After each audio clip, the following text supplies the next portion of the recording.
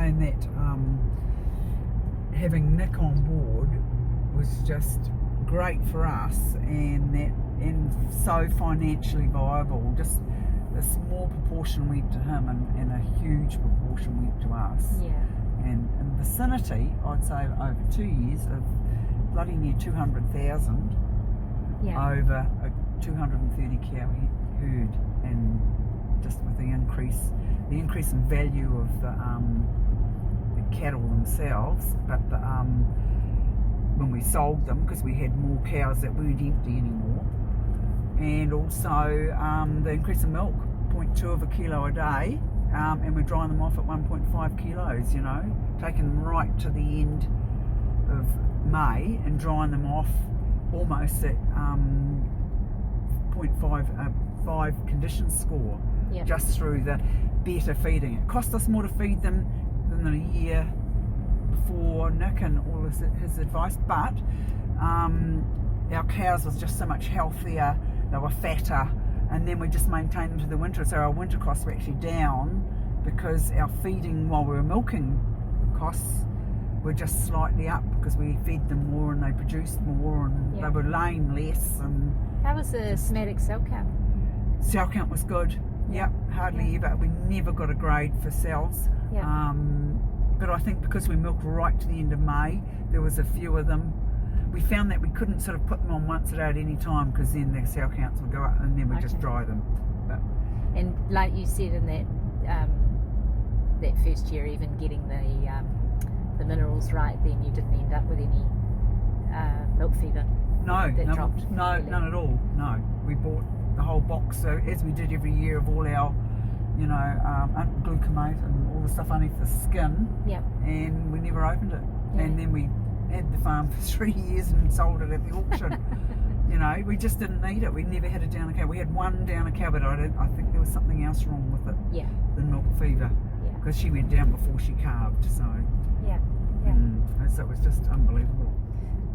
So we've talked about getting that message across to other farmers, and so just are you able to just sort of repeat what you said there, and what you... I think I was talking to someone who had quite a few dead cows coming off beat, and I don't think he'd figured out how much money he was actually losing, because I said to him, well, how much do you think a dead cow was worth? And he reckoned $2,000, because they're worth about $2,000. And I said, if he hadn't taken into account the amount of milk that cow's produced, even if she did 400 kilos at, I don't know, $6, 6 fours are 28.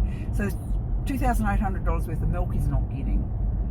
It's $2,000 cow, so that's 4.8. There's a calf in there, say that was only 200, so that's $5,000 for each and every dead cow, let alone with the time and essence it takes you to look after a very sick cow that's going to be dead, and the staff. And so I think people aren't taking into account what a cow's actually worth, and it's just this is how I come to my conclusion that going from a 12 to 14% empty rate, which we were, and which was normal, and which we thought was pretty good, to be fair, a lot of our friends were over that, to 4 in 1 year, sort of pointed to us that with the mineral system, the full complete system, including the feeding, just there was a lot about farming we didn't know, and we thought we knew quite a lot by then. After dairy farming for, I don't know, 8, 12 years, 8, 10 years at that point. So, and we did a lot of reading, but there was nothing to the actual fine-tuning, and the fine-tuning was where all the profit was. That's really interesting. Yeah. So I wouldn't hesitate to put other people on, and I've said to my friends about it, and encourage them to fine-tune their minerals, etc. Oh, I'll park down out back actually. But no, it was brilliant. Great. And then we had the carryovers, which went to a 8% empty, but apparently carryovers are normally a 25% empty, so we were stoked about that as well. Everybody said to us, I don't want to buy them because they'll be empty, but they bloody well weren't. Yeah. So and that was so why our carryover's 25% empty. I think it all goes still back to the health, the fine-tuned health, and the lack of food. Enough food during their milking period. If the first 12 kilos is for maintenance, then if you only feed them 12 kilos, you're not going to get a lot of milk out of them, are you? No. So if your first 12 kilos are maintenance and then you're feeding them 22 kilos, then all of that's going to go on the back. Yep. Yep. So, and if it's not going on the vat, it's going on the back to take you through that winter. And then when you are wintering, you can drop them right back because you only need to hold their condition. You don't need to fatten them, or only half a condition score was ever we had to put on over winter with our cows because they were so fat at drying off. Yeah.